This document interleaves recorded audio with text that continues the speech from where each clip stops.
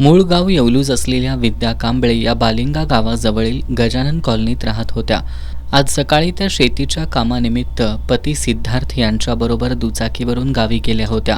दुपारी 1च्या दरम्यान गजानन महाराज कॉलनीत आपल्या घरी परत येत असताना कोल्हापूर गगनबावडा मार्गावर बालिंगा गावाजवळ आल्यानंतर सिद्धार्थ कांबळे यांच्या दुचाकीला मालवाहतूक करणाऱ्या लॉरीची धडक बसली. या धडकेत सिद्धार्थ यांचा दुचाकीवरील ताबा सुटल्यानं ते रस्त्याच्या बाहेर फेकले गेले, तर दुचाकीवर मागील बाजूला बसलेल्या विद्या या मागील चाकाखाली सापडल्यानं त्या जागीच ठार झाल्या. अपघात स्थळाचं दृश्य मन हेलावून टाकणारं होतं.